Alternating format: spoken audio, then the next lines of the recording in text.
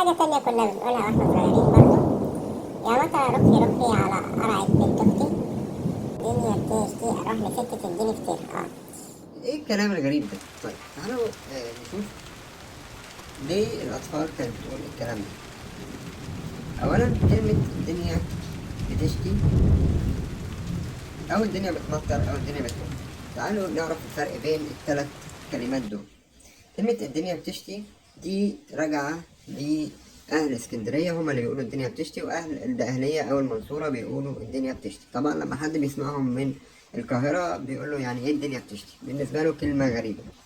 رجع أصل كلمة تشتي لكلمة شتوى، وده نبات بيطلع في الشتاء في اسكندرية والدقهلية.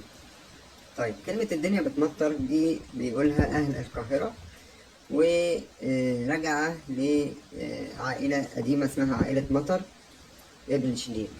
طيب الدنيا بترخ دي راجعة أصلها لأهل المحلة، وجاية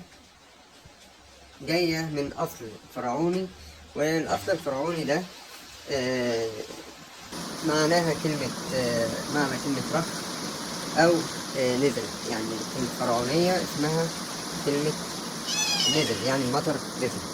كلمة رخ يعني نزل. الفرق بين الثلاث كلمات هو فرق التداول في قرى أو مدن مصر، لكن في الآخر هما بيدوا معنى واحد. لكن أنا رأيي الشخصي إن كلمة الدنيا بتشتي يعني بتمطر، الدنيا بترخ يعني بتمطر جامد جدا،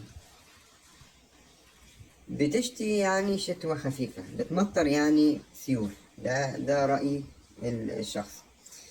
طبعا انت هتسألوني انا ليه لابس دي. انا عايز اقول لكم ان انا لسه جاي من المطرة ولقيت الدنيا بتشتي وبترخ بره، فعشان كده لبست النضارة دي.